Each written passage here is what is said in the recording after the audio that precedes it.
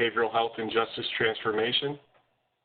My name is Matthew Robbins, and I'd just like to go over a few things today before we get started.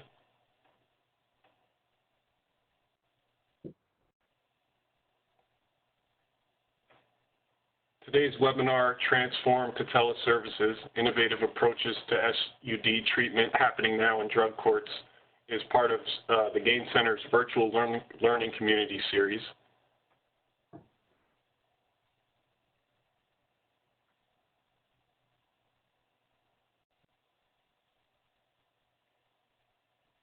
I'd like to go over a brief disclaimer. The views, opinions, and content expressed in this presentation and discussion do not necessarily reflect the views, opinions, or policies of the Center for Mental Health Services, the Center for Substance Abuse Treatment, the Substance Abuse and Mental Health Services Administration, or the U.S. Department of Health and Human Services.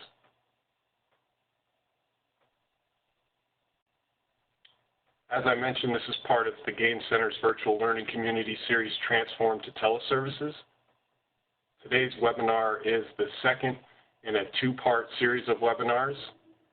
We previously put on a webinar on August 11th, which focused on emerging teleservices landscape, evidence base for SUD teleservices, and strategies for integration. Today's webinar, again, will focus on innovative approaches to substance use disorders treatment happening now in drug courts. We also will be offering a couple of follow-up discussion groups on September 2nd and 3rd, both from 3 o'clock p.m. to 4 o'clock p.m. Eastern Time. Today's webinar will be from 1 o'clock p.m. to 2:30 p.m. Eastern Time. We will be asking anyone who has questions to submit them using the Q&A pod, and the presenters will address as many questions as time permits during the webinar.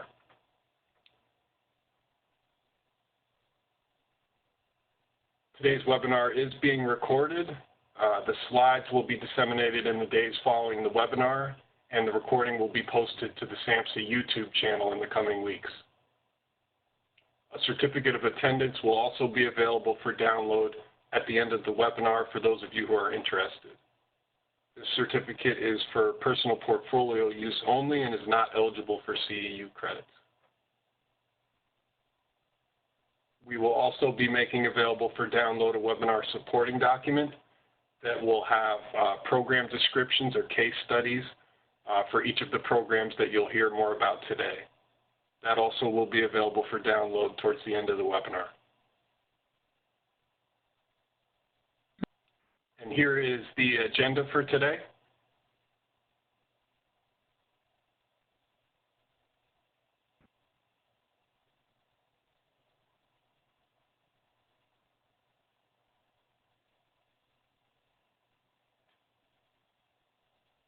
At this time, I'd like to introduce the moderator for today's webinar, Dr. Michael Chappell, who is Assistant Professor of Clinical Psychiatry at the New York State Psychiatric Institute at Columbia University, who also leads Samhsa training and technical assistance initiatives for the Health and Human Services Region 2, including the Addiction Technology Transfer Center and the Opioid Response Network.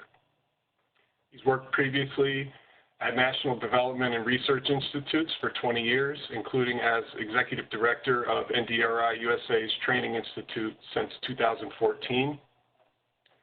Also completed a Master's in Criminal Justice at John Jay College and a PhD in Criminal Justice at Rutgers University.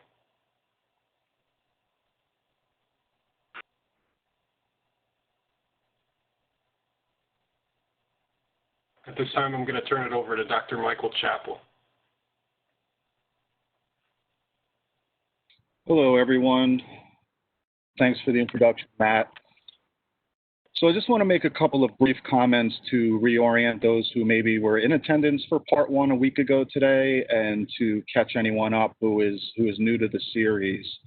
This particular two-part series is about the use of teleservices in drug courts to increase access to substance use disorders treatment services. In that regard, we're talking about both medication-assisted treatment as well as the various psychosocial supportive evidence-based practices that go along with it. In the first part, we talked a little bit about the emerging landscape for telehealth. Technology is everywhere. People are using it. We talked about the research evidence base for telehealth in substance use treatment, which has been widely implemented in primary care, medical services, as well as in psychiatry, but has been slower to adopt in the substance use disorders treatment field. But we have had, since at least the past 5 to 7 years, a number of drug courts across the country, similar to as is the case in substance use disorders treatment, who have begun to adopt teleservices in their drug courts for a variety of treatment purposes. Now, of course, COVID-19 has accelerated the adoption of the implementation of teleservices in many drug courts, as it has in substance use disorders treatment. But these opportunities are likely to exist beyond this time as we think about what policies and procedures and regulations and legislation will continue to facilitate this work, and perhaps some adjustments to that based on lessons learned. So we think this is an opportunity going forward, even for those who may have been thrust into teleservices, and so we're hoping that this is incredibly useful for anyone. What we're doing today is we're going to have presentations from 4 individuals who are doing this work in drug courts, work that has started before COVID-19 and hopefully will continue long after. And you're going to hear from each one of them as illustrations of the various work and how teleservices are being utilized in drug court settings. At this point, I'll introduce each of the speakers, and then we will sit back and listen to their presentations. The first speaker today is the Honorable Mary Jane Nisley. Judge Nisley is Chief Presiding Judge of the 13th District Court in Yellowstone County, Montana, primarily the Court Assisting Military Officers, or CAMO. She has served previously as city prosecutor and elected municipal court judge before being elected as district court judge in 2010. She currently presides over a felony-impaired driving court known as STEER, which stands for Sobriety, Treatment, Education, Excellence, and Rehabilitation, and a Veterans Treatment Court, which is CAMO, Court Assisting Military Offenders. She earned her BS in Psychology from Texas Christian University and her JD from the University of Montana.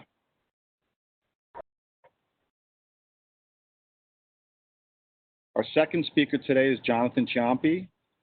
Jonathan is the Chief Executive Officer of Bright Heart Health, which is a telemedicine provider based out of California.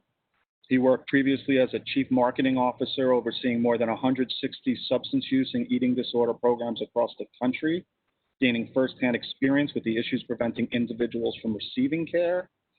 He has over 10 years of experience working with technology companies that develop human services software, offering valuable experience in marketing, business development, sales, product management, services, support, research and development, operations, hosting, and finance. He received a degree in business administration, finance, and strategy from the University of the Pacific. Dr. William Maroney is the Medical Director of Recovery Pathways and the 35th Circuit Shiawassee County Drug Court in Michigan. He's an Associate Professor of Family and Community Medicine at Michigan State University College of Osteopathic Medicine. Dr. Maroney is triple board certified by the American Board of Addiction Medicine, American College of Osteopathic Family Practitioners, and the American Academy of Pain Management. He served as a member of the Ruth Fox faculty for the 42nd ASAM 2011 Medical Science Conference, and currently he actively supports 5 jails and 2 drug courts with medication-assisted treatment and has trained 15,000 office-based opioid treatment caregivers. And last but not least, Kathy Hoppe, who is the Vice President of Integrated Health Services at Preferred Family Healthcare in Missouri, where she has worked for more than 24 years. She's a juvenile officer with Missouri's 2nd Judicial Court specialized caseload of abuse neglect cases with a focus on reuniting families. She has received the Impact Award for Excellence in Addictions Treatment from the National Council. She also serves on the board of the Missouri Treatment Court Association and is a member of MTCA's Inclusion Committee. She holds a bachelor's degree in human development and family studies from the University of Missouri, Columbia. And at this time, I'm going to hand it over to Judge Knisely, who will tell you about the comprehensive teleservices track in the CAMO court that has been implemented. All right, good afternoon. Thank you. I am really privileged to get a chance to discuss with you some of the things that we are doing in rural Montana. Just to kind of start out a little bit with our first slide, as you can see, Montana is our fourth largest state geographically. We go 750 miles sometimes to a high school football game. So there's a lot of mountainous, rugged areas with very little treatment, very little medical professionals, and we have very few problem-solving courts across the state. As a result of that, the court that you heard about, STEER, which was founded with some state dollars and expanded with some Samhsa monies, took on a specific veterans court track to serve justice-involved veterans in 2012, and then went on to add telehealth to both the STEER and the CAMO courts, as we determined that there was a huge need. You will, in the following slides, kind of hear a little bit about the remote screenings we do, the assessments, the staffings that are confidential with professionals across the state. Our clients are appearing on the docket as far as 900 miles away. They do treatment, and we have POs, both state and federal POs, who supervise them. Just to kind of give you a little bit of a preview, we have veteran volunteer mentors that appear remotely. So this is what this essentially will discuss, and happy to answer any questions at the end.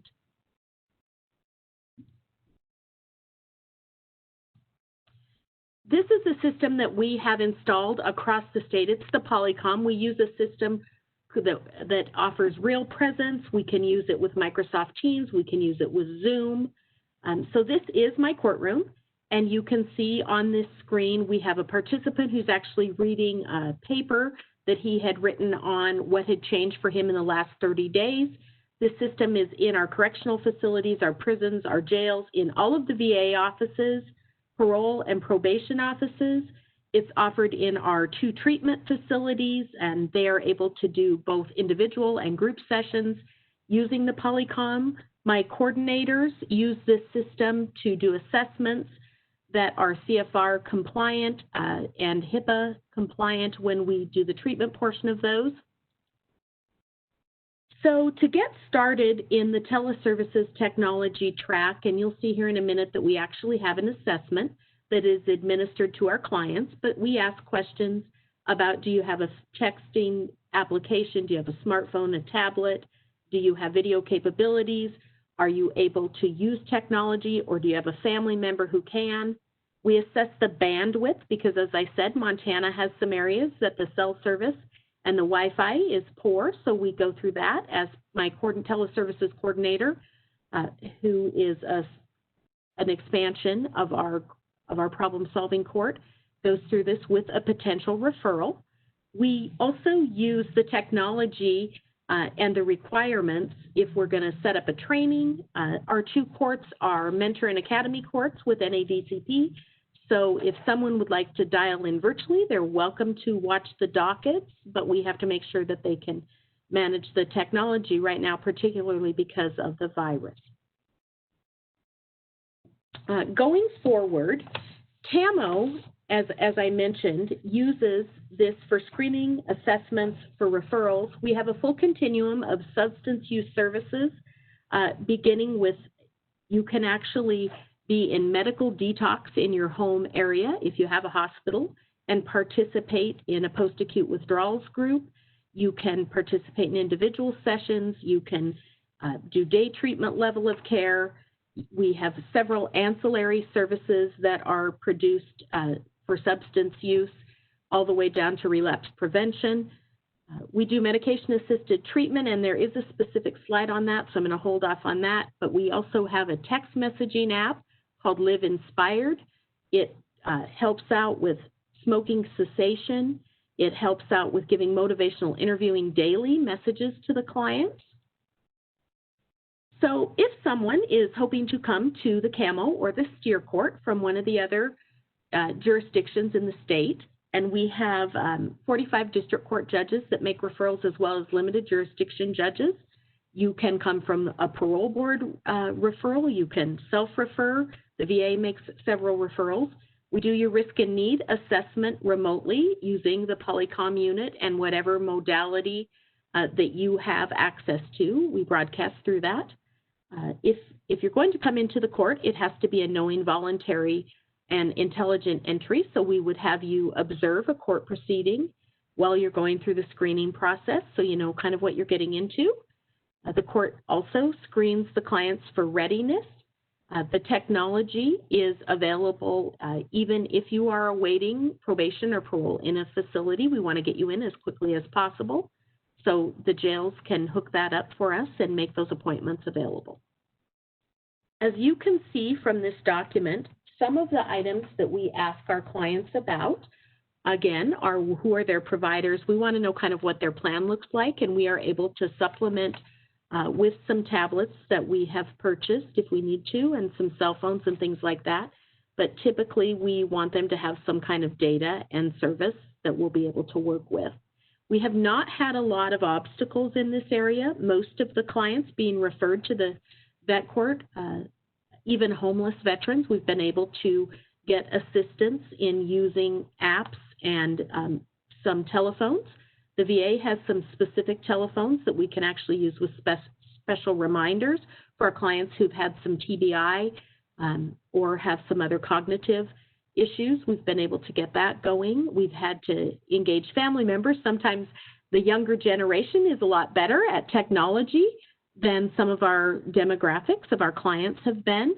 We're very fortunate that we also have an MOU with the federal courts, and so the Camo and the Steer Court take clients from Indian country. Yellowstone County, which we're right on the Haida Highway on I-90, which unfortunately is a high-intensive drug activity area, has 2 flanking reservations, and we have 7 in the state.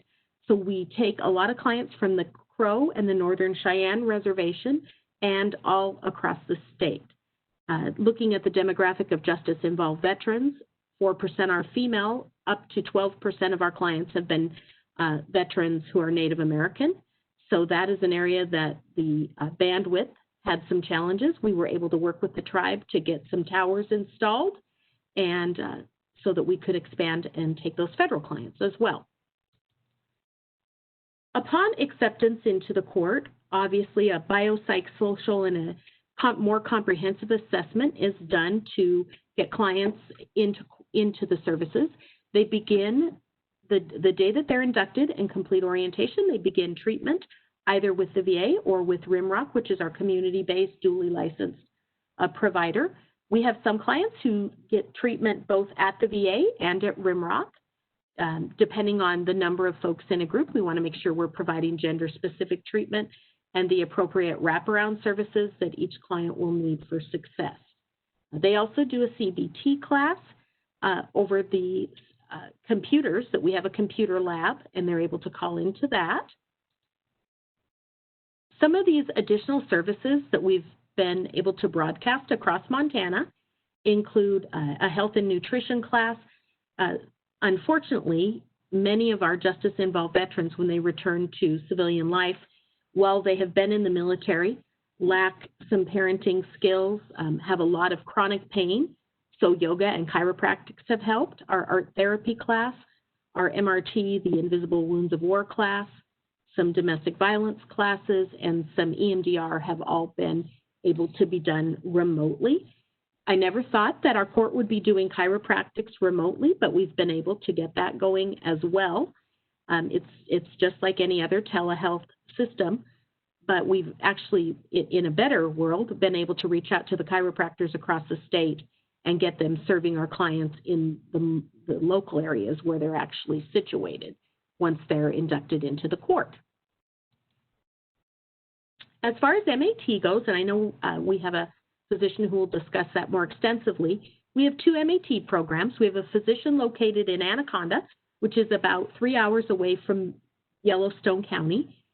This physician does an in-person visit with our clients, and then the medications are administered at a pharmacy by a PA locally and managed, whether that be buprenorphine, whether that's naltrexone or Vivitrol injections. The clients also join remotely to a post-acute withdrawal group where they manage triggers, where they manage some meditation techniques, and where they can actually dial in from some of their sober living activities.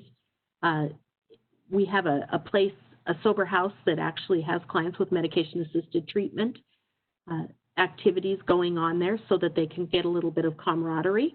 This is a model that we can use to prescribe medication to augment treatment all across the state. It's important, and our doctors will repeatedly say that if you're going to use medication-assisted treatment, you also have to have someone in substance use recovery groups and also in treatment at the appropriate level of care. As far as the recovery support groups go, we certainly do not require our clients to do AA. That's constitutionally prohibited. However, they are required to do meetings, and even pre-COVID, we allowed online meetings. So their self-help meetings are in fact verified by dialing in to those, and they can their sponsorship is protected with confidentiality. However, they do have to have a minimum of those. We consider some things like yoga and the gym. They're allowed to do one of those a week also as a self-help. They write about what is meaningful to them, and in the court docket, we try to talk a little bit about, how many meetings are you attending? Are they assisting you?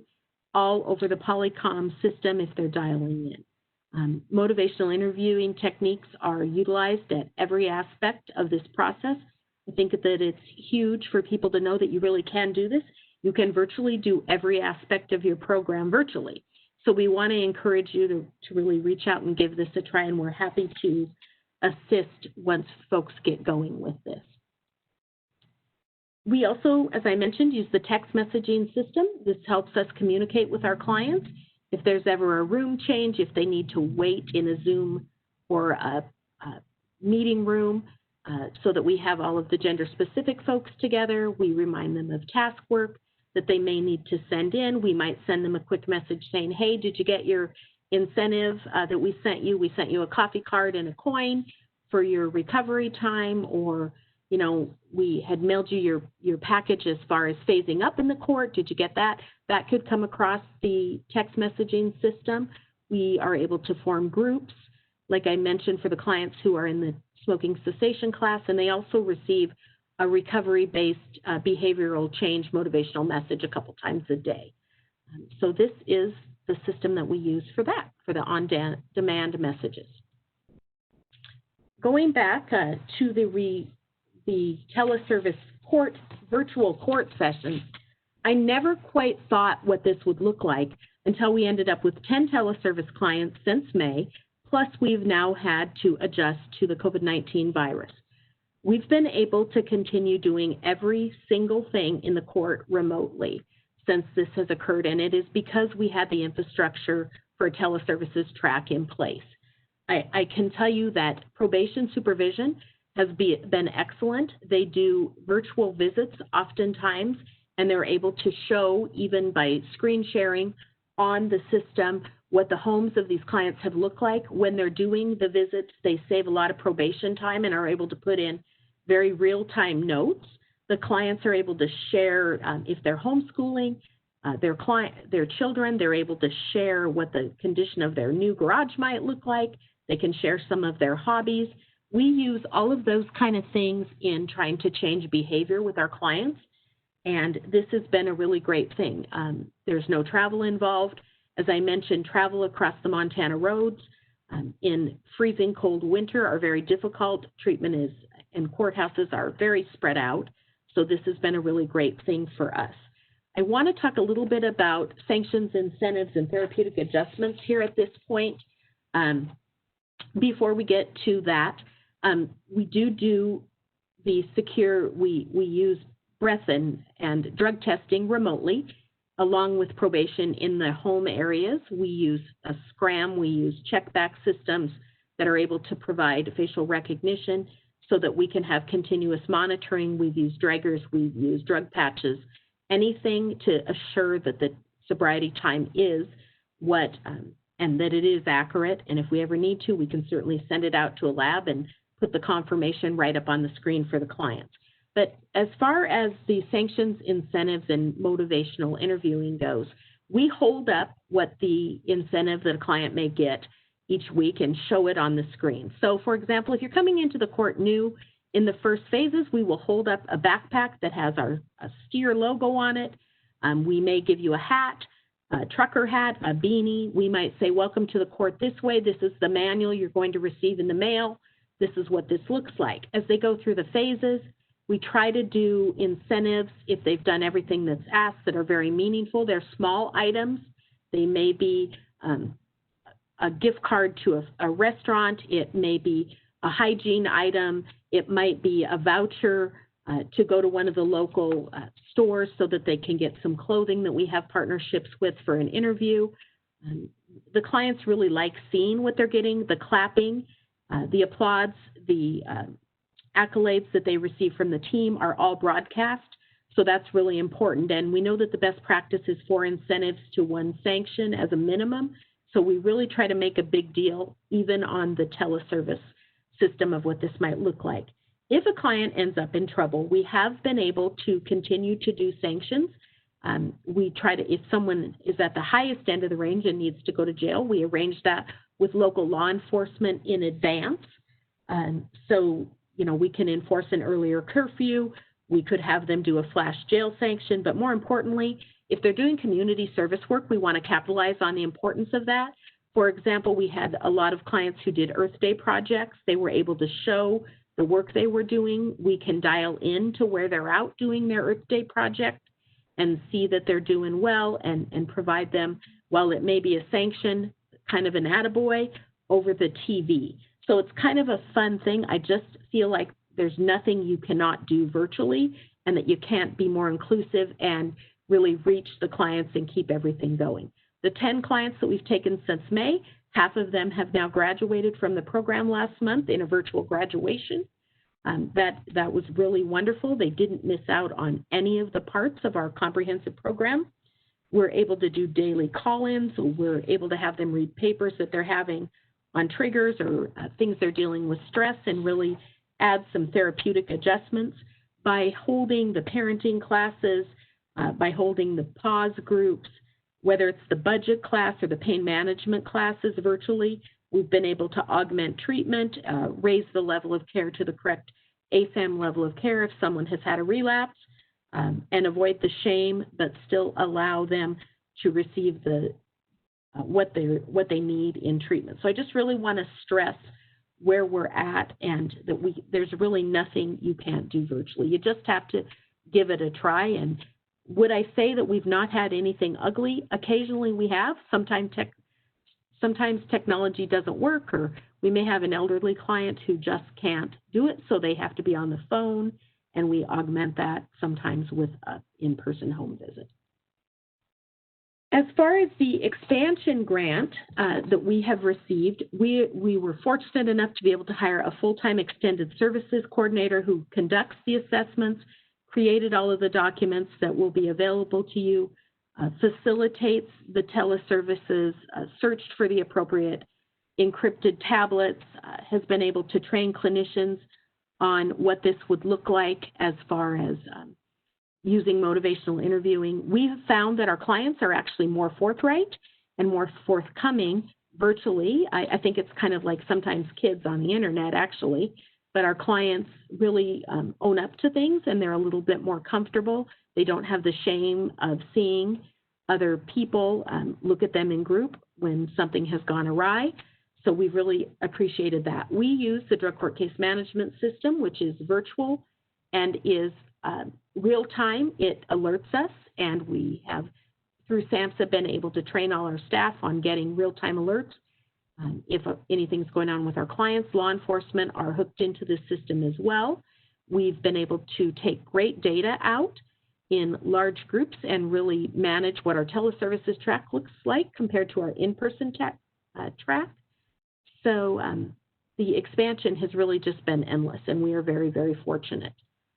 I want to thank you for your time. And again, I know at the end we'll have some time for questions, but I just want to stress that keeping in contact with the clients and your multidisciplinary team is very doable. You really want to meet people where they're at, provide a little bit of grace, but if you access folks where they are and you really assess what any obstacles might be, you can usually break down those barriers and become completely inclusive without shorting anybody of everything that a problem-solving court has to offer. So thank you very much. And I'm going to go ahead at this time and pass the ball to Jonathan. Great, thanks, Leslie. It's so interesting, you know, it's great to be on this presentation and hear the similarities that we all experience, and so many of what you just said are exactly what we've gone through and experienced with multiple courts, and that skeptical or slow adoption is always present in people's mind, and what they don't realize is that this is being used in so many places, and what we're seeing across the nation right now, and COVID certainly has expanded or accelerated this, which is this hesitance and fear of telemedicine actually is affording us an opportunity to deliver more robust care. It allows us to conquer some of the challenges that we've had where patients are unable to access care, or they're not able to get to the specialty, or for some reason, inclement weather or whatever it might be that causes some of the disruption. So it's just amazing to hear those come out of you and your experiences, and I'm sure we're going to hear that from others as well. What's interesting, I'm going to focus a little bit on Mansfield Court, which is based in Ohio, just north of Columbus. And again, separating some of these issues from rural, peri-urban, urban areas, I don't know that that does us any good, because what I experience with our patients is that they face the same issues, whether it's weather, life schedule, I have children at home, how am I going to manage my children and also attend court, and all these different factors that play into people's lives. It's the same. It's weird. I talk to my dad, he's 83 years old, and every time I talk to him, I say, Dad, how's it going? He always tells me, oh, I'm so busy. And I think if you're busy at 83 and I'm busy at 47, nobody's not busy. So how is it going to work? So let me walk through a little bit of what we're doing and try to break it into how we deployed this and what we experienced in terms of delivering this, just from the standpoint of needing telehealth services. Obviously, it's, you have to achieve those benchmarks and making sure that services are available and that it's suitable for what you're trying to achieve. And I can go on about different courts and how they perceive MAT and some of the resistance there, but that's obviously one of the most important aspects. The second is that you do experience these barriers, and that's why I wanted to hit on those rural areas. I don't necessarily always see it in rural. It could be in urban, peri-urban. Mansfield is, I don't know exactly how many miles, but let's just say it's about a 35-minute drive north of Columbus. And you run into problems where you might have cell access, or you might run into problems where you might have provider access. There was an individual in the court who just said to the judge, just give me my days because I don't have car transportation. There's no bus line. And when it snows, I have to walk 5 miles in the snow to get to services. That's just not going to happen. So 5 miles, is that considered rural? These are all some of the challenges that participants face, and they really complicate the efforts we're trying to achieve. Obviously, there's eligibility determinations and appropriate clinical assessment. And it's really this last one that actually became apparent and why we started focusing Bright Heart Health efforts into drug courts, solution courts, jails. And so I'll talk a little bit about that because it's the idea that you can't get services or you can't remove these barriers that cause all kinds of problems. It's not uncommon that I'll meet with a court or a judge or probation, and you'll hear the stories of, the excuses as they are claimed, the excuses of why someone can't get something done. And unfortunately, real or not, it's the problem that we all face. And so how do we address that, either by removing it or not? And I think telemedicine is one of those, and that you're going to hear throughout this. So from a telemedicine perspective, being able to deliver intake and assessment, medication-assisted treatment, provide biopsychosocial services, drug screening, these are all the things that Judge Knisely was touching on, and that obviously any of the courts would want to have available, though I still experience some resistance to medication-assisted treatment, and I think Dr. Moran's going to touch on some of that, so that's going to be very helpful. I also think it's important, just from our background, give you some context from Bright Health. We're currently delivering services in 11 states for drug courts, 43 states total in the nation for just telemedicine services. And so we've had a lot of experience seeing different states, locales, and how they are tackling this issue.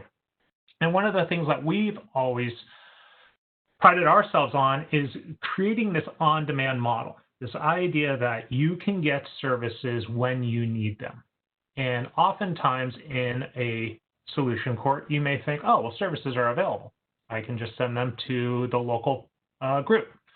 And it turns out that, having on-demand services can facilitate or reduce some of the issues, especially the back and forth issues and the excuses that I was mentioning. And so when we designed this idea of on-demand, we were thinking Amazon. We were thinking right now in the world of COVID, most people are experiencing kids going back to school. So if you have children and they're going back to school, how do you get materials for your kids? Most likely they're doing it from home in many places. So if they are doing it from home, you're responsible for getting those. You go to Amazon, you go to something online, and the next thing you know, it shows up at your door within 24 hours. Why don't we have that available to the courts? Why isn't that service available so you can just rely on it? I love seeing that TV screen in the courtroom. That's similar. We use more iPads, but the idea that I have this capability that in a second, just by literally pressing a button, I've got somebody on the screen, live picture, two-way audio, video, so that true telemedicine experience. And so that's what we came to the courts with. We looked at, okay, here is this service offering where we can reduce barriers. And by being able to work with the court and thinking about the barriers they encountered, that was an important piece that we were discussing in identifying a solution. So with the Mansfield court, what we identified was an individual who was being identified for the solution court would take 15 to 30 days to get their assessment. They would have individuals there that would come in on particular days and maybe be able to do an assessment, or they would send the individual out and they would go to a local, community-based organization. But what they were finding, regardless of whether or not, again, services were available, patients or individuals were coming back and saying, basically I wasn't able to do it in 15 or 30 days between that time period is what they were experiencing, more likely leaning towards the latter. And we looked at that challenge and we said, well, wait a minute, this is a simple fix using telemedicine. We can just literally have a computer available at the courthouse that individuals can go in front of. And so we designed this process flow. You'll hear me talk about this as a process flow, patient pathways, patient flow. I just wanted to be clear that that's what I'm referring to. These are all different ways that we enable our individuals to get care. So when an offender, so I'll start on the left-hand side, when an offender is identified as needing an assessment, what the court does is they will go ahead and fax a collateral packet to Bright Health. And so in that collateral packet, provides us any of the offending information, materials that would be useful when conducting an evaluation of the individual. They then walk over into the probation office and they connect the patient using a video camera on a computer. It's just a desktop computer, simple, and they have a headset there. And so this is in the probation office. They have headphones, and I'll go through some of the details on that. But they sit the individual down at the computer and they click on a button, which is the Bright Health telemedicine button. It's available on a website, so it's just super simple. Up on the screen pops an individual, which is what we call our virtual clinic. It's a walk-in virtual clinic available 24/7. So we don't need to be alerted from the court that they're sending someone to us. They can literally just sit down in front of the computer, press the button, and they will have a live person on the screen that can then do the assessment. So when they come into the virtual clinic, they let us know that they need an assessment. We go ahead and move them into an exam room. So it's a virtual exam room. So think of this like you come into a virtual clinic and we say, hello, how are you doing? Oh, you need an assessment. Let me move you. I move you into now this virtual this virtual exam room, and then we conduct the assessment. So we'll go through and do a full comprehensive assessment, determining level of care, determining needs. And then what we do is we fax or send that recommendation back to the courthouse. In this particular case, what we found what was the easiest was actually using a secure Dropbox. So we can actually put all of the client or patient or individual information all in one folder so the court always has easy access to it. They don't need to email anybody. They don't need to go searching for anything. They can easily access all of it. And so when we go through that process, then what the court has is within 24 hours, they have the entire recommendation. So we can complete the assessment within an hour. So the patient comes or the individual comes in, we do the assessment, we complete that, and then we go ahead and develop the recommendation report. We have several reviews of that recommendation report, which is why we ask for 24 hours to then send that back to them. If the individual is identified needing care and the individual is interested or wanting to use telemedicine services, then we will go ahead and treat that individual. And then what we do is we send on Sunday a weekly progress report back to the courthouse so they can have that for their case meetings. And we can attend those case meetings virtually, just like you would think. You saw that computer screen. Think of it as having an iPad right there, or that computer screen that Judge Knisley showed, and we can be a part of that. But the idea is that it's meant to flow and be very seamless. There shouldn't be any disruption, challenges. We don't want to hear anything about conflicts and not able to get there and all this stuff. Because we're open 24 hours a day, the courthouse knows, hey, you had access to care. As long as you had the technology components, which was brought up earlier, and I'll cover a little bit about that, you had this access. And that's really important. And I want to talk a lot about like patient care and what we're looking at, because when we think about individuals, it's not just the substance use disorder that we're talking about. And sometimes it's not even just the substance use and the co-occurring mental health, but there could be physical health issues. There could be social determinants. All these things play into it. And so we want to make sure we capture all of that and can provide support around that. So let me move on here to going into a little around Mansfield and their efforts. So we started to engage with them, and we provided these remote assessments, and I just described that process.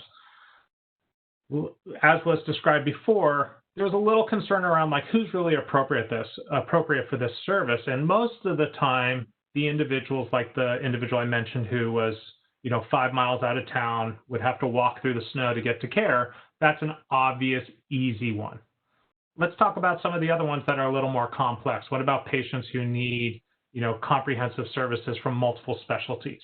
That might be an ideal patient, because if they have to go to multiple clinics, or if they have issues where you may not have certain services. I was just working with a courthouse in Southern West Virginia where they don't even have a trauma therapist in the entire county or surrounding counties. So there's no EMDR therapist or anything. That's the type of specialty service that you might need. The next piece was around conducting the assessments. I think oftentimes people view this as being more complicated than it is. If you have headphones, and Judge Knisley was hitting on that, the earbuds over the ear, however you want to have that, and you have a space for them at the courthouse, that's a perfect spot. So in Mansfield's, they identified a section in probation. It's basically in a corner. They were able to set up, it's actually 2 workstations, and it's basically private. They do drug screening just down the way where individuals come in for that. But really when the individual or offender's in front of the computer screen there, they're in a nice little private workstation. And because of the headphones, you have a nice secure session. We also use Zoom. That's our platform of choice. There's been a lot of concern around Zoom during the COVID time. We've actually had none of the problems that have been written up. So we've been very happy with it. Let's see. And then the results, as I mentioned, determine how you want to get it. I think if you're moving into the technology world, I personally like Dropbox for some organizations if they don't want to log into, say, a portal, or maybe they don't have other more sophisticated applications. Dropbox is really simple. It's just an online in the cloud file system that is secure, and we can share information. It's HIPAA compliant. So there's some capabilities there that I think are really important that make it simple. And we use that even with other health systems and other county and state institutions, just because that seems to be something universally accepted. There's a lot of different options. Dropbox is just one box. There's many. Choose whatever. But what I liked about it was we weren't searching for information. And one of the things that you don't want is, let's go search email, or let's go search like an application, and it takes forever. You need the information right away. Any of those access issues to information frustrates people. And so then, we engaged the individuals, enrolled them, and then provided that ongoing care. And as I mentioned, we provided the progress reports, which I'm going to get into a lot of detail here. So let me move on. So that on-demand assessment, again, being able to utilize that, I think that's pretty straightforward. But let's look at some of the details. So we set up a computer. The technical requirements are actually pretty simple. Since it was a desktop, it was connected to an Ethernet. You could use a tablet, you could use a laptop, you could use whatever you need. I don't recommend a smartphone in the courthouse. I think that would be a little subpar, but certainly a computer or laptop works really well. High resolution camera, not super expensive. I think maybe that's not the case since COVID started and they've been under a lot of demand, but typically a camera shouldn't cost you more than $50 to $100. And what was great about this is you could basically get this up and get going right away. Now, also, you can have keyboard there and type in information, but most of the times it's hands off. And some of the individuals that we were receiving, they weren't going to be able to use the keyboard. So it was nice that you could actually speak all of it and our staff would take care of that. For ongoing care, though, when the patient left, as you saw, making sure the individual has access to technology and a device. And it's interesting, I heard the concept around having an assessment from Judge Nisley. We do something very similar, but I actually started to change my language. And this is kind of interesting when you think about it. If I ask you or I ask somebody, like, what's your Wi-Fi access? That's actually kind of a tough question. Most people don't have the technical sophistication to actually gauge that question. But if you ask someone, do you ever watch YouTube? Do you ever watch Netflix? And the answer is yes, then you know they have the technology. So that's just kind of a little easy thing to keep in your mind is YouTube, Netflix requires high bandwidth, high access. And if they're able to do that, then you know that they've got the capabilities. That doesn't mean you shouldn't test it. Doesn't mean that you shouldn't. There aren't maybe some other issues. But most of the time, internet connectivity, especially when you're talking about telemedicine and video, you're going to need to make sure that they're able to have sufficient bandwidth. And what's nice about some of the platforms, depending on the platform you want to choose for telemedicine or whoever your provider is, gauging that in sort of low bandwidth areas. That's why we chose the platform we did. Is we work across a lot of rural areas where technology bandwidth is not available or it's only cell coverage. So there is no Wi-Fi, or maybe the only Wi-Fi is, at the local library or near the local library. And so anyway, point is that you want to make sure that it works over that. And it's not what we would call a heavy app, meaning that it's going to suck up a lot of bandwidth. Headsets are absolutely important. And putting them at the courthouse, simple to keep them clean, use alcohol swabs, nothing too really difficult there, but also making sure that patients use headphones at home, wherever they are. The conversation should be confidential, and it should be, it's about also keeping their attention, and also the provider is somewhat limited in how they can control the ambient noise. So you want to really kind of stress that because that can cause some issues. And I already talked about the Wi-Fi access and cell access, so hopefully that gives you some sense on that. Okay, so let's go on then. So talking about then evidence-based recommendations. And so this is an interesting area, and it's something that I see across the entire sort of healthcare field, which is really kind of taking what we're looking at and trying to provide more standardized discussion around an individual. Oftentimes it is very subjective and qualitative, and that takes a lot of time to communicate or develop understanding as to what's going on. And so we are a metrics-based care model, which means that we use a lot of evidence-based tools in evaluating individuals. And so what we do is we send that information and start to develop this platform for how we like to discuss patients. And so this is a sample of our recommendation report. And when it comes over, it's going to include things like patient scored a 14 on the PHQ-9. Any of the clinical people will know what I'm talking about here, but PHQ-9 is a depression screening tool. Patient scored 17 on the GAD-7. Patient scored, let's say a 7 on the audit and a 5 on the DAST. And the audit is an alcohol score and a DAST is a substance use. And so the point of this is that I don't have to get into a lot of details. I can literally just mention the number and we're all in alignment on what we're talking about. And oftentimes that number also indicates where I need to go with level of care or care intensity. We talk a lot about care intensity as well as level in care.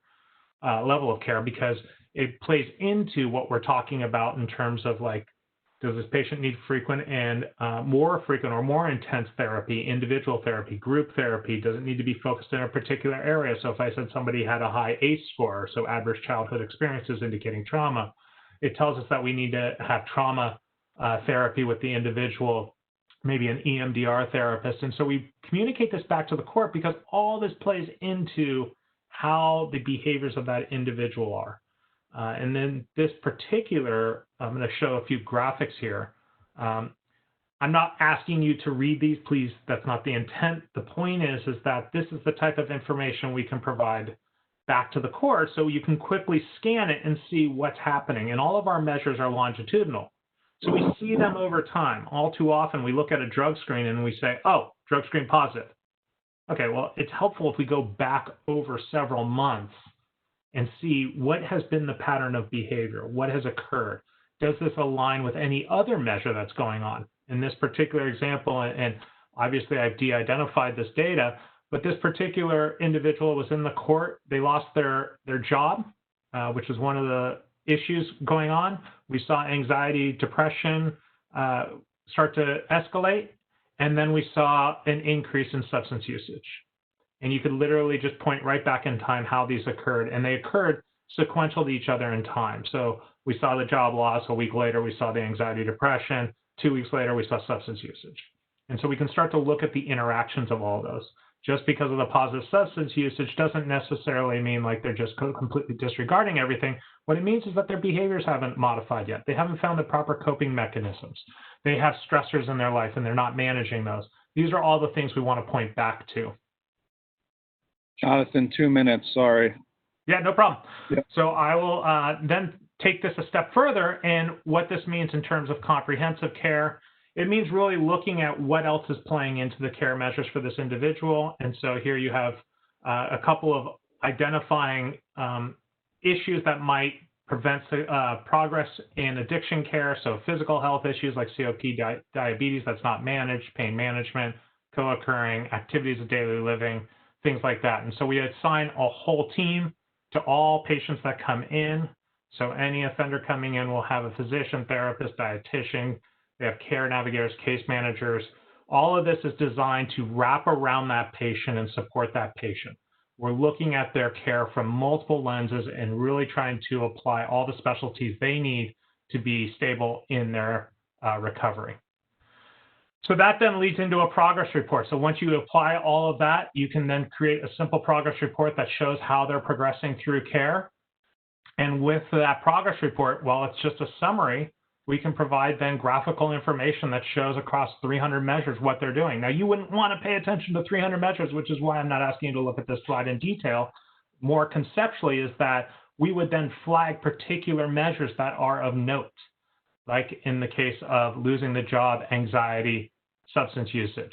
It's pulling out those trends so we understand better of what's happening with that individual, and we can look at that across time. And so then you can see outcomes of how we're treating patients and seeing what their results are. We're putting them into a solution court to see success. And so we want to see what that success looks like and how long does it take. And so this is the type of information that we track and then can report back on. So hopefully that gives a good example and provide some details around it. I am going to turn it over now to Dr. Mdhhs.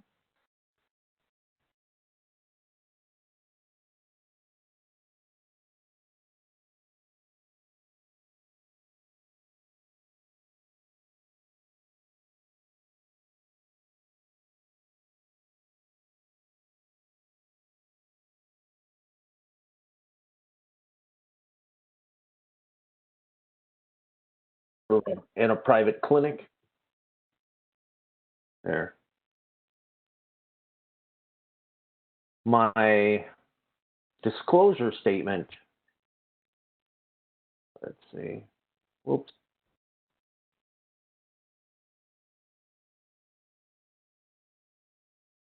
Yeah, there we go. Thank you. No financial disclosures, no stock options. I receive funding from working every day and seeing patients. Views expressed here in this presentation are solely my own, and they don't necessarily reflect the position of policy anywhere in the Michigan State Court System or the National Center for State Courts or Samhsa or ONDCP or any other organization.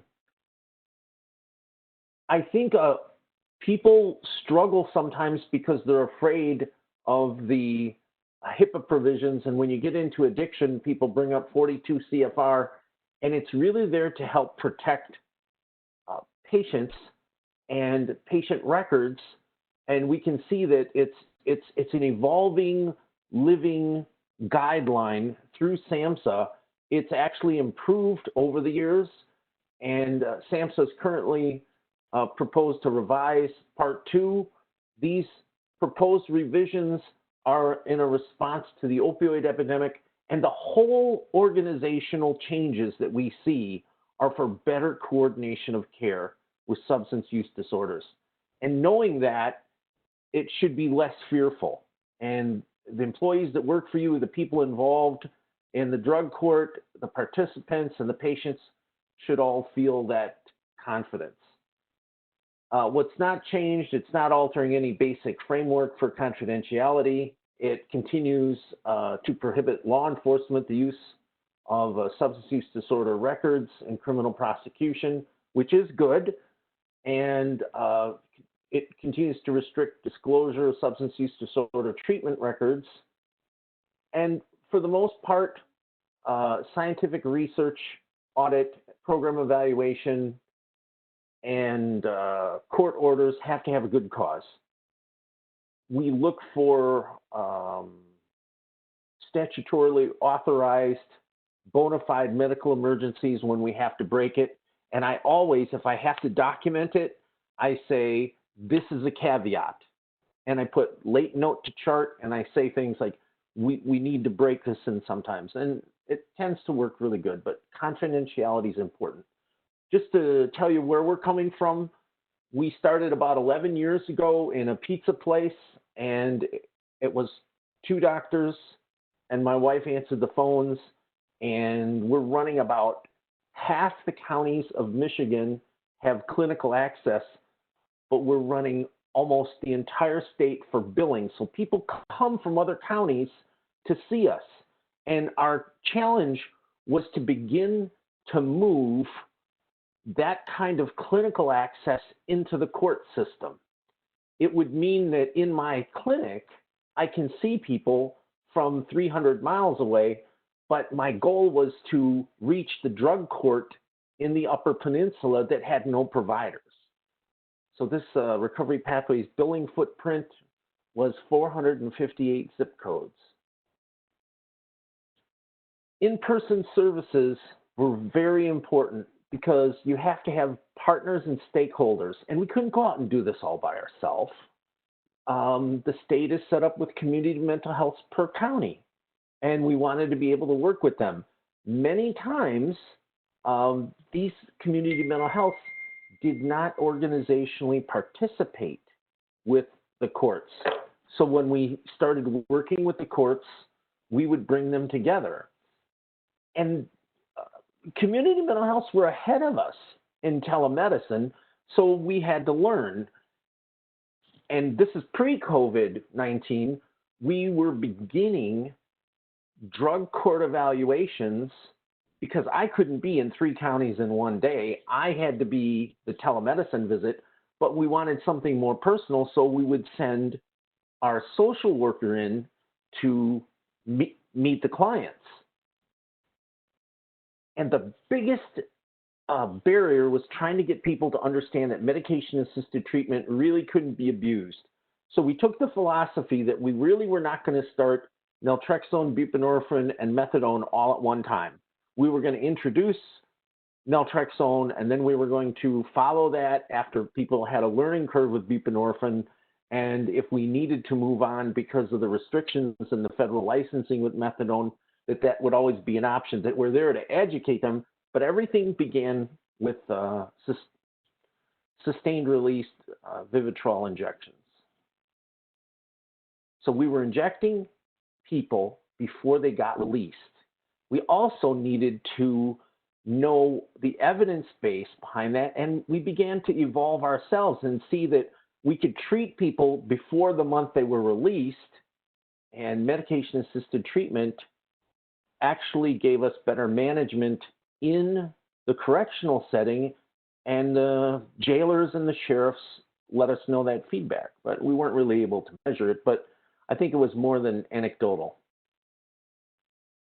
One of the measures that we felt we wanted to show as we went into a county, the epidemic from opioid overdose deaths really was tracked back to the introduction of fentanyl into the heroin supply.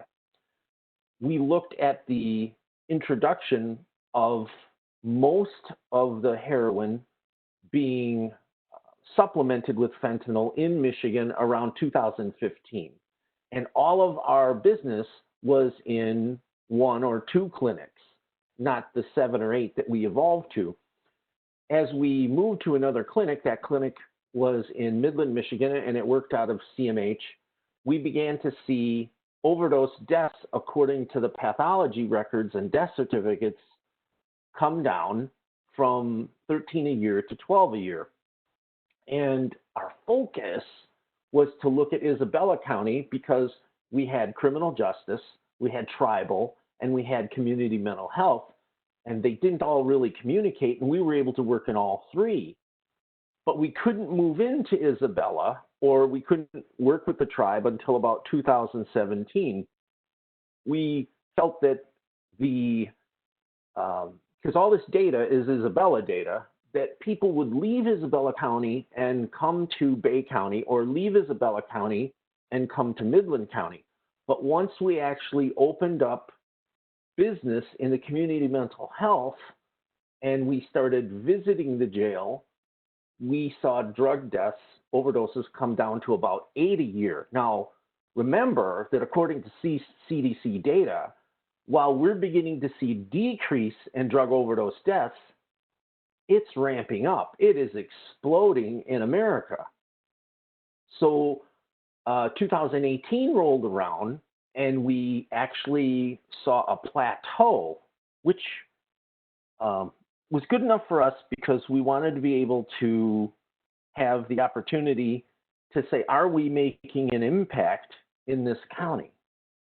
Now, this is the data up through 2019, and I wanted to change the graph and not show it all on one graph. We introduced telehealth, MAT, and counseling into the tribe and the jail at the same time in 2019. And what happened was deaths came down hard. And we really were trying to figure out how we could impact this so much. And then we found out that the tribal contribution, while 3% of the population in Isabella County, was 80% of the opioid overdose deaths. You have to bring your services where the people are at highest risk. Jail is the highest risk. The tribe was the highest risk. So when we began regular telemedicine and the introduction of sustained release naltrexone Vivitrol shots in the jail, I think we had a really big impact in reducing overdose deaths. Now, it's not that I want to concentrate on the drug court part of this, but it's a measurement of the success of the court is that we don't have any deaths. We were able to do that when I was actually in the court system doing telemedicine with clients in jail every week or every other week. Prior to that, it was just getting them shots and giving an order, and we have tremendous cooperation with the jail nurse. Never underestimate how we need to influence our stakeholders. It was mentioned, I think, by both speakers previously, how you have to have buy-in. There has to be a buy-in into the system. So getting started with the tribal and the circuit and the district, You really want to talk to people if you're starting something from scratch. So every time we went to a new county, we would sit down with the judge and the sheriff, community mental health, prosecuting attorney, police, local recovery, housing, because people need housing when they get out, the harm reduction, and peer support staff. And we looked at the relationship of how we would bring medicine in. The jail doctor and the jail nurse that work in criminal justice have to begin to buy into your system too, because you can't do it all yourself. If a jail nurse doesn't participate, well, then I have to send my nurse in, and that's not as cost effective. And that jail nurse is there all day. So if you can get a relationship and get the medicine to go to that nurse, you can get those shots, like they say, you know, telemedicine 24/7. I can only send a nurse to a jail so many days a week or so many times a month.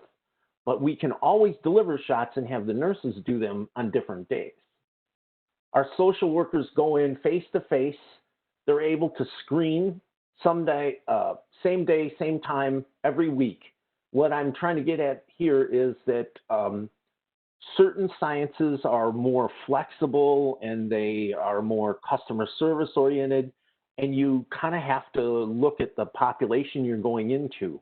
And our jailers and our sheriffs keep much tighter schedules. So we had to adopt their language. We had to adopt their time management. And it was an important lesson.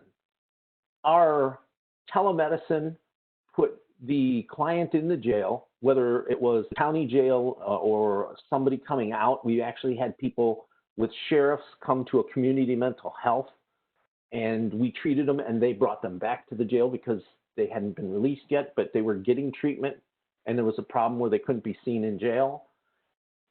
Private rooms because of HIPAA, and we looked at the opportunity to see the doctor, the case manager, and a social worker, and bundle all those services together. You want to plan 20 to 30 minutes as an MAT provider. You have to go straight and ask, what is the drug of choice? What experience do you have with being involved in treatment? And bring out all the questions you can for MAT, because they have to get back to jail. They have to go back to the regular population. And these people don't always have books. Sometimes you see them when they get released, but one of the problems is we were in a drug court setting that they didn't want us to do the shots in jail, and it turned out to be a fatal error for the county, and we'll explain later in another slide.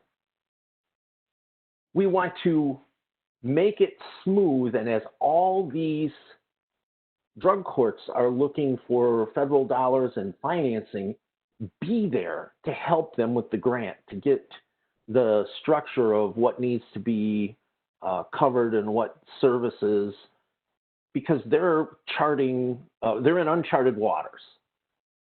And have a really good relationship with the judge. I cannot emphasize that the best results I have in my drug court clients are where I have a judge who wants to go out and have a cup of coffee with me, that we talk about our kids. And the drug court that I struggle with sometimes, I have to make appointments. There's time barriers. I can't break that social kind of introduction thing. It's always much more professional. And at one point, the judge in the court where we struggle a little, he said to me, you know, Dr. Maroney, I'd probably use your service sooner or more if you weren't so one-dimensional. You know, you just want to give everybody, you know, Suboxone. And that's not who I am. That's not what we do. But that was the image that they had. So telehealth services. Dr. Maroney, 5 minutes. Sorry. That's okay. Thank you. Yeah. We want to make sure we're defined in the telehealth guidelines for Samhsa and Mdhhs. Originally, we had to be giving the services to somebody at an originating site, and they were so much more structured. We can now do it in the jail, or we can do it in somebody's home if they're in a drug court setting. And the distance site, that's the provider. That's me. That's my nurse practitioners. And that is also my therapists. So that's much more flexible now. These interactive services, you've heard everybody talk about it. I can't really do a better job than anybody else has. But the biggest problem we had is rate limiting Wi-Fi. We just can't get enough data out there. We really can't. Early on, we're trying to get through steel and concrete. We pixelate, we lose sound. And we use an example of trying to get from Essexville, Michigan to Marquette. We want to go hundreds of miles away and help people where there are no providers. Getting in the jail, you have to be friendly. You have to learn the language. You have to build relationships. And when you get people in drug court, you got to get their trust because you're going to start seeing them in their homes. And the headphone advice we have, that is so dear. That is right on. Know your billing. You have to know telemanagement of MAT is a pharmacological management. You got to do that. And we're experimenting with getting drug testing out to the people in their homes. The most important thing we learned in the stay-at-home orders and the lockdown in COVID-19 is we had people relapse because we stopped testing them. When we asked them, what could we have done? They said, you know, if I could have come in for more drug testing, it really would have been important. It held people. Now, to make sure your medicine is not diverted, the last thing you want to be is dealing in Schedule 3 opioid partial agonists. You have to hold people accountable. You have to bring those blister packs. You have to bring those foils back and have them counted when you're treating people. Now, this is not a big problem when it's sustained release buprenorphine injection or sustained release naltrexone. But if you're going to do the sublingual, you really have to do that. So here's some of the data I just wanted to emphasize. Early on, the Bay County 2016 to 2018 court was abstinence-based. And that's where we got involved. And now we've become the MAT provider, and we are the service of choice. From the very beginning, Shiawassee County was an MAT drug court. It began with MAT. And you can see the populations of the counties are not exactly the same, but they're close. But if you look at the graduation rates of an abstinence-based court versus an MAT-based court, our data is inverse proportional. We have a much higher rate of 2 to 3 times higher graduation and a third of the relapse. The most important data was we had no drug deaths in an MAT court in current clients. And that was the important part. Now, our Bay Court has turned over and they're very open to MAT. Significant barriers to consideration. Understand you have to have correctional buy-in. Your sheriff has to be comfortable. Your judge has to be comfortable. Your jail doctor, your jail nurse. Never think that approval from the judge or the sheriff gets you implementation. You have to figure out how to get to the nurse and how to get through the doctor that is in the jail. And understand that state bureaus, governor's budget cuts, and correctional treatment is at the top to lose money first when there's a budget shortfall. So treatment priority is low to many of our other people. And the concrete and steel and the infrastructure, it's really hard to get enough Wi-Fi to do it right. But we're thinking about going hardwire. Our summary is the initial evaluation comprised of building a therapeutic alliance, obtaining data for treatment, planning, and initiation. Meet with all the people at the table, everybody that you need. And important components, it's history, medical history, psychiatric history, and substance use disorder history. In the tribal court, in the drug court, and treating in the facilities, in the prisons and the jails themselves. Get those. Plan to do that in 20, 30 minutes. You're not going to have a long hour, hour and a half. There is great variability in practice in providers and clinics. Everybody has their own policies, protocols, and preferences. And understand that you may change from county to county.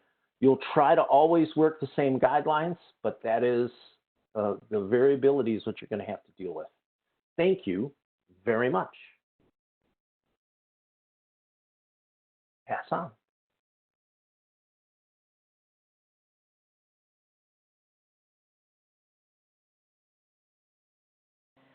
Hi, everyone. Thank you for bearing with us here. Dr. Maroney, Jonathan, Judge Kinsley, you guys are a hard act to follow, so I'll do my best as we move through this. Preferred Family Health Care, a behavioral health facility or program agency that provides services in 4 states throughout the Midwest, Missouri, Kansas, Oklahoma, and Illinois. I am here to talk predominantly about a program that we're providing in Missouri, predominantly and working a lot with the treatment courts here in Missouri. Missouri is predominantly a rural area. 70% of Missourians live in rural areas, and most of those areas have been designated as medically underserved. When you get into behavioral and mental health services, those gaps in services increase significantly. That leaves Missouri treatment courts and I'm sure a lot of others with significant limited or shortages in services provided for them. So outpatient providers may be a long distance from participants where they have to travel. We've talked about that a lot so far today. Or training for the clinicians that are available in those rural areas may be limited. And I know in my own programs, I have satellite services or offices, and those offices are frequently staffed by individuals that have the least amount of experience, because as people gain seniority and as they gain experience and there becomes an opening where they don't have to travel to go to work, they take those, and then I have to replace them with individuals, again, that may not have the experience or the training that others do. So that's an ongoing problem that we have in our rural areas. So PFH has worked to provide a program that addresses some of those shortfalls. We have developed a program that is provided in a virtual environment. It's hosted on a private HIPAA 42 CFR protected server. It's accessible anywhere that there's high-speed internet and a computer. I will tell you that one of the downfalls, and one that we're hoping will get remedied, is it's not accessible via your mobile devices. But anywhere that there's high-speed internet and you have access to a computer, this platform can be accessed. Participants, after they're given a comprehensive assessment, and frequently those assessments are provided through telehealth, as other people have described, courthouses or drug court programs set up a system where participants can access us via telehealth, and we're able to connect with them and provide a comprehensive assessment and determine what their treatment needs are. And after that is completed, then we go into an orientation to our platform where individuals develop an avatar. And those of you that are experienced or familiar with a gaming environment where you log on and you are able to identify a person that you want to be and the hair color that you want to have and the clothes that you can choose from a variety of, it's very similar to that. So you develop your avatar. You develop a pseudonym so that the individuals that you're participating with in group or on the platform do not know who you are. It maintains confidentiality and really develops a level of comfort for our participants, and where they're very comfortable in sharing things that even sometimes they don't want to share in traditional treatment. Our clinicians go by their real name, and they know the real identity of all the participants that's on our platform. And they're able to move their avatars around through their mouse or their arrow keys or their keypads. Communication is typically conducted in a chat style. So texting back and forth is kind of similar to what we're doing. The platform does have voice capability, And that is used sometimes with participants that have literacy problems or struggle with the text communication. But the chat for communication helps the barriers that have been identified earlier in the presentations by the other presenters of the communication, the accessing services in a public place. Many of our participants are on a work site and accessing during lunch hour or a break. They may be at McDonald's or a coffee house or the public libraries where they can get access to Wi-Fi if they don't have it at home. And the text format helps that communication maintain privacy. So we're able to talk about or remove barriers, and we talked a lot about geography, and that's really why we got into this, is being in a rural area, geography was a huge barrier to access. But as Jonathan, I believe, referenced, there's access barriers regardless of where you're at. If you're in an urban area or if you're in a rural area, there's other barriers to treatment other than you live 50 miles from the nearest provider. One of those is psychosocial issues. You know, we had a client that had been unsuccessfully discharged from 4 different treatment episodes because he had social phobias, and he could not get himself to treatment when he was having problems with that to get help with the problem that he needed to go to treatment for.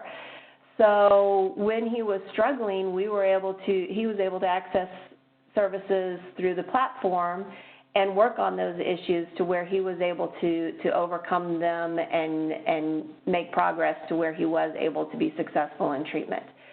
I referenced competing work schedules, especially in maybe remote sites. The hours that offices are open may be limited. You may be an individual needing services that travel with a construction company, or you're a truck driver, or there's lots of things that make getting to treatment during regular or even extended work hours difficult. Family responsibilities, you know, I have a 1-year-old at home, and my treatment provider doesn't have babysitting services, so what am I supposed to do? Those are all things that can be removed by services being provided remotely. One of the things that this virtual platform does in addition is allows a person to receive services and nobody know who they are other than the treatment provider, and that develops a great deal of comfort. You may be in a group that right next to your neighbor and not even know it. So this is a little bit how it looks. These are avatars. It's been developed by people. This is a pseudonym developed by an individual receiving services. Brenda Bryan is a counselor. Our environment we create to look however we want to. We have chosen natural scenes a lot, and there's a reason behind that. The more angles, the more buildings, brick and mortar looking type things, the more resolution that's needed, the higher bandwidth. And remember, we're trying to provide services to individuals that may have really low bandwidth. So these environments that are real simple help our participants access them from areas that may not have a lot of bandwidth to engage. So those are a couple examples or pictures of individual sessions. A private chat, no one else can see besides that's even on the platform, besides the counselor and the participant that's involved in that. Our next slide, and this is probably where we provide a lot of our services and have seen a great deal of benefit, is in group services. So these are in public chats. Everybody that's sitting around this table or in this environment can communicate back and forth, and that's how we do our group sessions. With that, we've been able to provide specialty groups to treatment programs, treatment courts that they wouldn't have. We provide evidence-based services such as TRIM, Trauma Recovery and Empowerment Model. We have provide Seeking Safety through this format. The picture of the group down on the lower right-hand corner is a group that we have started to address some of the special concerns. Missouri's OSCA, Office of State Court Administrator, that is the oversight agency for treatment courts in Missouri, identified that young black males specifically had a much lower rate of success in our Missouri treatment courts than other demographics, and we were seeking to figure out how to improve that. Many of our rural treatment courts may have one participant of color in their program that may make them feel really isolated and perhaps not understood. So we are able to gather all of the participants that partner with us or treatment programs so that they can have a group led by an individual that has shared life experience and help them kind of navigate those treatment courts expectations and feelings that they may have by feeling really isolated within the crowd that they're in. We've done other things like that. We've done veterans courts or veterans programs. We do gender-specific programs. A lot of programs are groups that are specific to populations that within one treatment court they may not have the numbers to be able to pull together to have a therapeutic environment, but when I can pull together individuals throughout from one side of the state to the other, and we can pull them together into a group and have a good therapeutic environment. Bear with me as I skip around a little bit on my slides. We have worked with we work with about 15 different treatment courts in Missouri, and every court kind of does it a little bit different and uses the services a little bit different. We got into the treatment court environment when we were approached by a court in Sheridan County, Missouri, which is in the middle of nowhere. There's really no services at all, and the judge there wanted to start a treatment program or a treatment court and had no providers. So she approached me, pretty forward-thinking judge, and asked if we could provide services to her court. So when we talk about universal services, that's a court, and there's some others, that all of the services that their participants are receiving are being provided virtually. A clinic extender, kind of an example of that is I've talked about some of these remote or satellite offices that may have one treatment provider in it, and they may not be the most experienced individual there. So they may be there 3 days a week too, or 1 day a week, and the participant may need services 3 or 4 or 5 times a week. So they can receive their traditional services, and we can partner with that traditional treatment provider and provide additional services to meet the level and the therapeutic needs of the participant. Specialty care, the same thing, providing the trauma, co-occurring, MAT, some of the services that they may not have available in the traditional bricks and mortar building of the satellite offices. And then case specific, perhaps there's an individual that, like I referenced earlier, that can't access because they're not able to get to the bricks and mortar building, or they have a handicap, or they have reasons that they are not able to access the service. We've even provided services to deaf and hard of hearing because we do the text and they're able to participate in groups where they wouldn't be able to otherwise.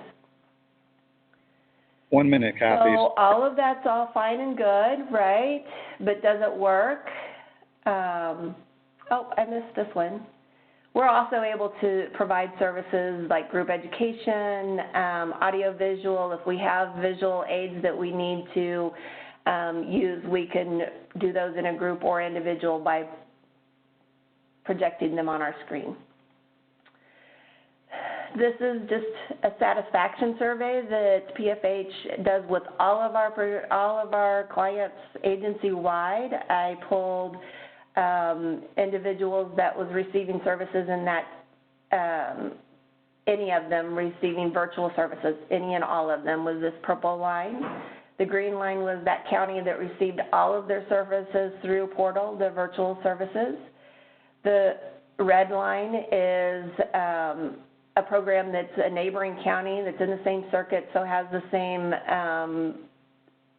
oversight agency, same rules, expectations, but all of their services were provided traditionally. And then the blue line is services provided in a county that received both, kind of that hybrid of both traditional and virtual services.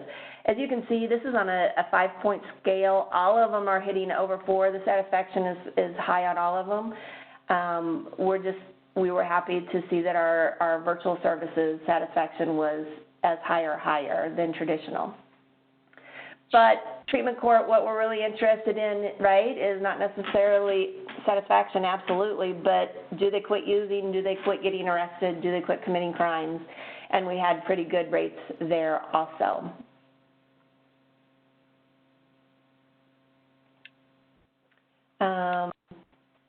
This is that forward-thinking judge that I was talking about that implemented virtual services in the treatment court.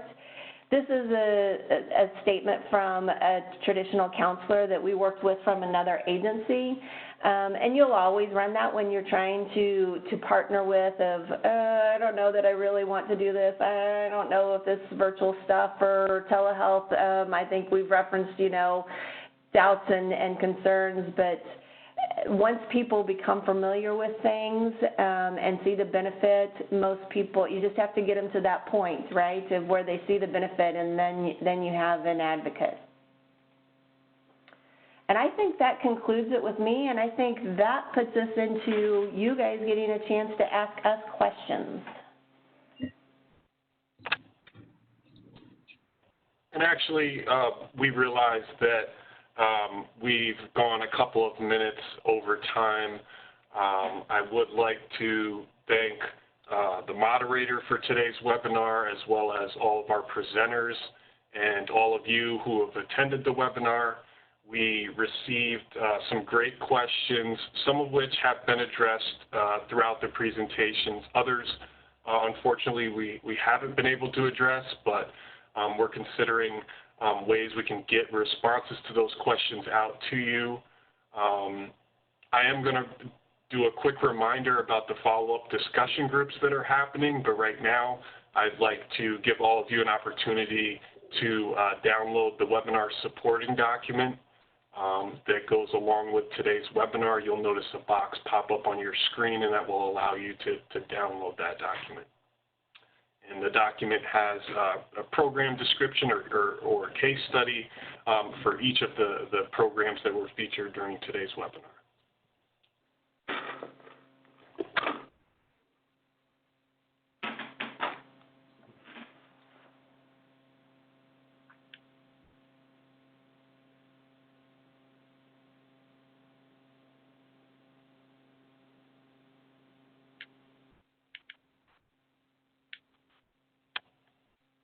And you'll see that download available now. We're going to leave that up for a few more seconds, and then we're going to move on to our certificate of attendance.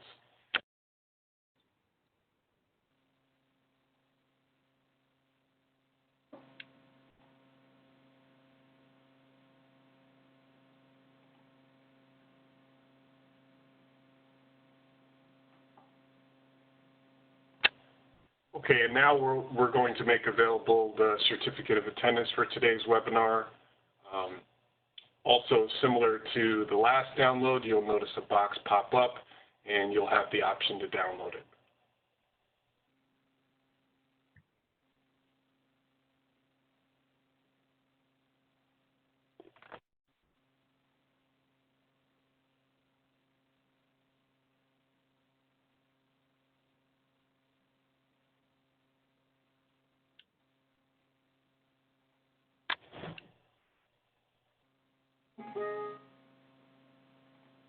And moving on to the next slide, I'd like to remind all of you that are still with us about the opportunity to participate in some follow-up discussion groups.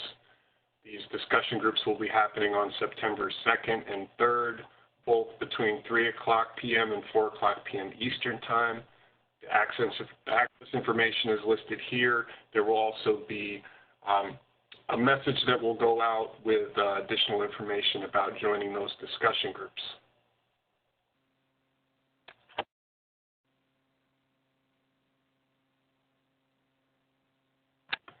And finally, if you aren't already subscribed to the Gain Center's listserv, here's a link that will allow you to subscribe to the listserv. You'll receive announcements and follow-up information about all of the Gain Center activities.